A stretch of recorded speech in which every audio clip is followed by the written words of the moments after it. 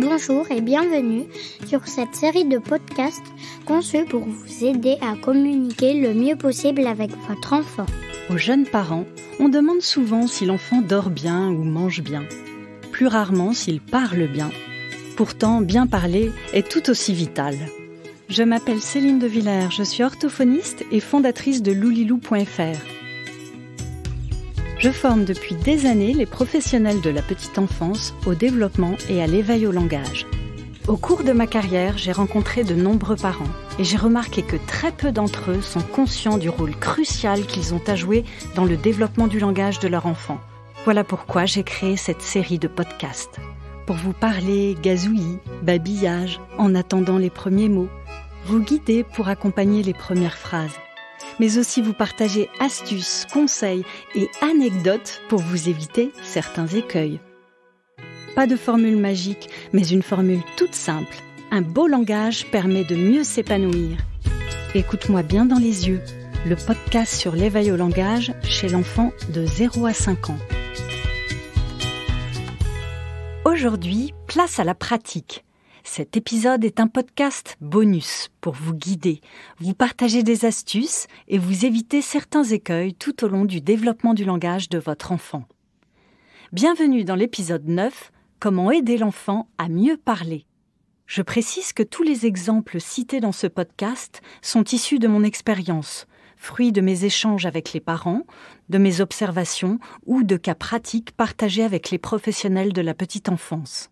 Nous avons vu lors des précédents épisodes que l'acquisition du langage est un processus complexe et remarquable qui prend sa source pendant la grossesse pour terminer sa mise en place quelques années plus tard.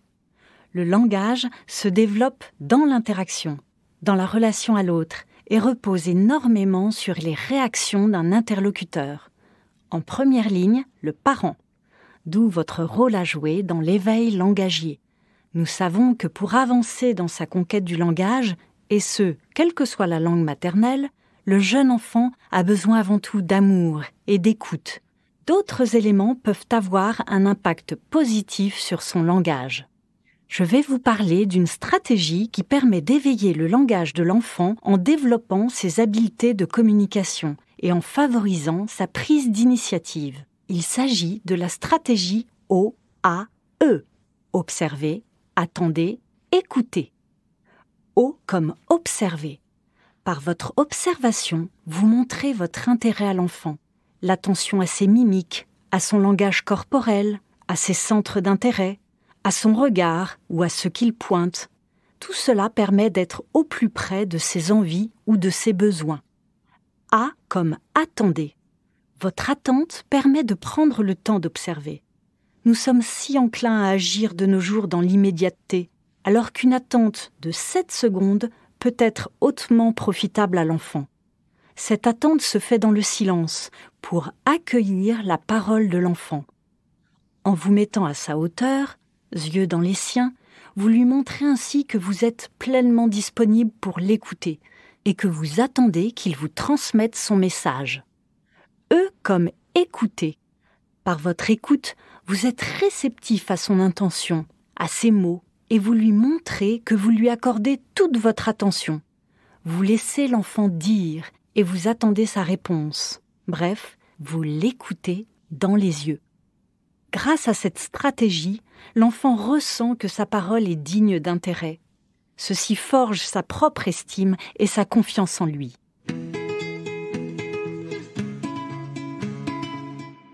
Alors, de manière concrète, comment favoriser un beau langage ? En premier, pour échanger avec l'enfant, le mieux est de parler dans un environnement calme, sans télévision, même en bruit de fond, ni notification incessante du téléphone. Toutes les études actuelles sur les écrans montrent l'impact négatif de l'exposition aux écrans avant 3 ans sur le développement du langage. Ensuite, le langage que j'utilise doit être exemplaire. Présenter un bon modèle à mon enfant quand je lui parle est crucial, car le langage s'acquiert par imitation. Mieux vaut bannir le langage raccourci « Tu veux la téteille ?» pour la bouteille ou « Tu veux néné ?» pour aller te promener. Dans la pratique, mon débit de parole est calme. Je regarde l'enfant et je me place à sa hauteur. Pour amorcer un échange, le mieux est de m'inspirer de ce qui intéresse l'enfant. Par exemple, s'il est occupé avec des cubes de construction, alors je peux l'observer, laisser un silence et lui dire « C'est haut, dis donc, qu'est-ce que tu construis ?» Dans l'absolu, vous remarquez que je privilégie le mode conversation plutôt que la consigne. C'est la différence entre parler avec et parler à l'enfant. Certains parents disent « Oui, je parle à mon enfant ». Quand je leur demande des exemples d'échanges, ils me disent « Viens ici, mets-toi là, mets ton chapeau ». Comme la chanson de Jacques Dutronc « Fais pas ci, fais pas ça, viens ici, mets-toi là ». En réalité, ils sont plus dans l'adressage injonctif que dans la conversation. Évidemment, certains moments de la journée nécessitent quelques injonctions. Je pense au moment où l'enfant doit se préparer, mais ils ne doivent pas représenter la majorité de vos interactions. Pour tout vous dire, il m'est arrivé avec mon 3e enfant de passer par une phase où j'avais l'impression d'être un gendarme toute la journée. À l'écoute de ma petite voix intérieure, j'ai réalisé que je commençais à dévier des interactions de qualité auxquelles j'aspirais. J'ai réajusté ma manière de parler et j'ai constaté des effets bénéfiques très rapidement. Ainsi, avec les plus petits et jusqu'à 1 an, je joue avec mon intonation. J'associe aussi à ma parole des gestes spontanés et des mimiques. Cela donne tous les moyens à l'enfant de bien comprendre mon message. Dans l'épisode 5, je vous ai confié que dès que j'en ai la possibilité, autour de 18 mois, je m'amuse à dire des onomatopées. Splash, paf, badaboum. S'amuser et éprouver un plaisir partagé dans les échanges est primordial, car cela facilite l'apprentissage naturel de votre bout de chou. Autre point important, lorsque l'enfant me parle, s'il écorche des mots, je reformule simplement son mot ou sa phrase. « Ton doudou ?» Puis je le renforce avec un oui bienveillant, en le répétant. « Oui, c'est ton doudou. » Enfin, j'enrichis l'énoncé de l'enfant en ajoutant un mot de plus. « C'est ton doudou lapin. » L'épisode 6 a mis l'accent sur l'importance du vocabulaire, autant dans la variété du lexique que dans l'importance de la répétition. Je m'explique, la redondance des nouveaux mots est très différente du radotage. Regarde le koala. Oui, c'est un koala. Il est dans l'arbre, le koala. En répétant les mots de vocabulaire et en les variant, vous aidez votre enfant à enrichir plus rapidement son lexique. Un dernier point très important est de féliciter ses efforts pour communiquer, car pour l'adulte comme pour l'enfant, la valorisation et les encouragements sont des puissants moteurs qui aident à avancer. N'hésitez pas à le complimenter sur ce qu'il vous raconte. « Tu sais, ce que tu dis m'intéresse » ou à le féliciter pour son beau langage. « Oh, j'entends que ta parole est belle. Tu parles drôlement bien, dis donc. »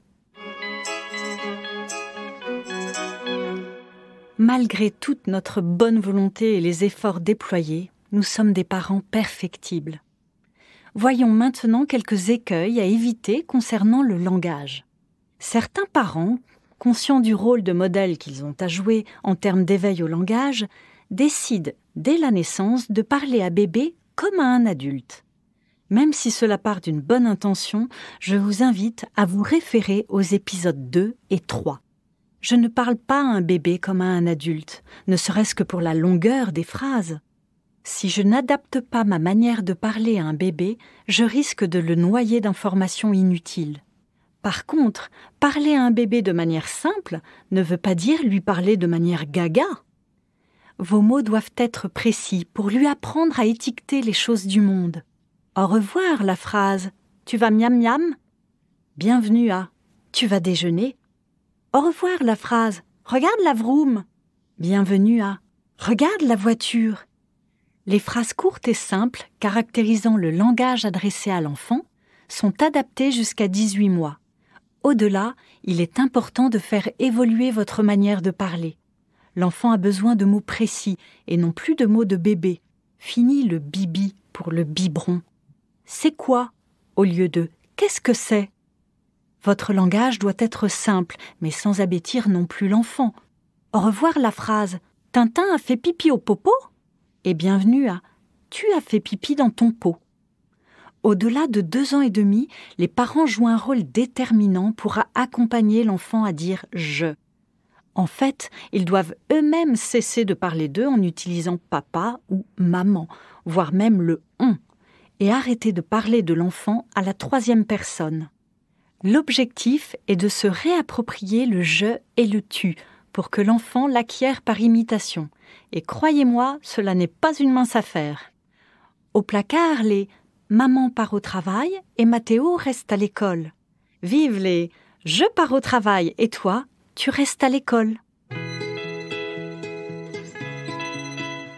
Je vous ai également partagé plusieurs fois l'importance de parler avec l'enfant. Mais aujourd'hui, je souhaite mettre l'accent sur le silence. Parler, c'est bien, mais inutile de partir non plus dans une logorrhée, communément appelée la diarrhée verbale. C'est vrai, quoi, on a tellement entendu qu'il fallait parler au bébé, tout lui expliquer, que parfois l'adulte pense qu'il doit parler en continu. Par exemple, « Tu vois, je prends le gant, je mets du savon, je te lave le ventre, je le passe sur tes bras. Je rince le gant, je remets du savon, blablabla, blablabla, blablabla. » Autre exemple, quand l'enfant fait son entrée en maternelle, l'adulte qui le récupère le soir peut parfois le bombarder de questions.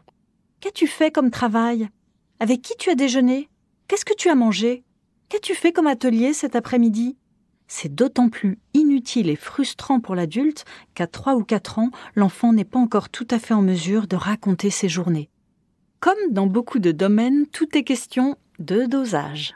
Parler avec l'enfant, certes, est primordial, mais savoir se taire est tout aussi important. Évitons à l'enfant nos tirades ou nos interrogatoires pour laisser sa parole émerger spontanément dans le silence. Un autre point crucial pour l'aider à mieux parler est de ne pas anticiper les demandes de l'enfant. Je rencontre souvent des parents inquiets car leur enfant ne dit que très peu de mots à 2 ans. Il m'arrive de constater qu'il est bien normal que l'enfant n'exprime pas plus. En effet, son entourage anticipe toutes ses demandes, donc l'enfant n'a pas réellement besoin de parler. À peine s'approche-t-il de ses parents qu'on lui dit « Tu veux un gâteau ?» avec le biscuit déjà dans la main. Ce point précis de laisser le temps et l'espace de parole à l'enfant pour formuler sa demande est très important. Laissons-le verbaliser ce dont il a besoin ou envie, même si sa demande n'est pas encore totalement aboutie dans la forme. Pour aider votre enfant à faire une demande, vous pouvez créer une occasion en plaçant l'un de ses objets préférés visible, mais hors de portée. Il vous suffit d'attendre. Il y a de bonnes chances que votre enfant utilise le pointage ou des mots pour vous signifier sa volonté de récupérer l'objet.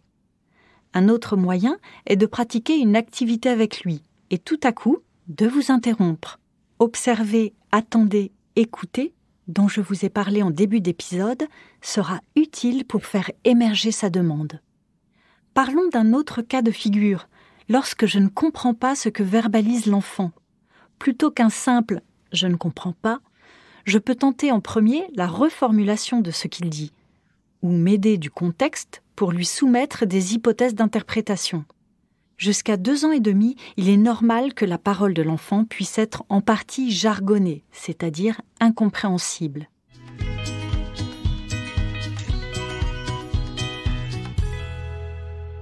Je voudrais maintenant vous parler de la tétine et de son impact sur le langage. Une utilisation prolongée de la bien nommée tut, tutut ou tut peut avoir des conséquences néfastes sur le langage de l'enfant. La succion est certes un phénomène naturel permettant un apaisement grâce à la sécrétion d'endomorphine. Elle peut même réduire de 92% le risque de mort subite du nourrisson. Néanmoins, la tétine est loin d'être un besoin universel. Certains bébés seront têteurs et d'autres recrachent immédiatement ce bout de silicone qu'on leur colle dans la bouche. Ils trouvent d'autres moyens pour assouvir leurs besoins de succion, par le sein de maman ou simplement le biberon. Vos bras et vos mots sont aussi des ressources de consolation hautement réconfortantes. Au-delà de 2 ans, une étude a montré que la tétine peut avoir un effet néfaste sur la morphologie du palais et augmenter les infections ORL. Je ne vous cache pas qu'à cet âge, la tétine devient un bouchon à parole qui vient gêner la mise en place du langage et la bonne articulation. Car la langue n'est plus libre d'explorer naturellement la bouche avec ce bout de silicone tout le temps à l'intérieur.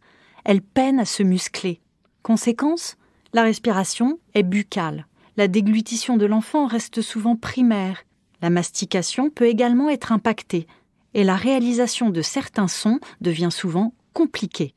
J'encourage donc, passé 2 ans, à libérer la bouche de votre enfant pour favoriser son langage et son élocution. Vous pouvez vous faire aider par les professionnels de la petite enfance ou votre médecin pour accompagner votre enfant à s'en détacher progressivement, car bien évidemment, il ne s'agit pas de le sevrer brutalement du jour au lendemain. Je préconise souvent à partir de 2 ans et demi de faire pratiquer à l'enfant la gym de la bouche, au moment du bain par exemple, pour l'aider à devenir acteur de ce qui se passe dans sa bouche, en sollicitant sa langue et ses lèvres, afin de les muscler. Je vous invite à consulter mon article sur le site internet loulilou.fr qui décrit précisément comment pratiquer la gym de la bouche.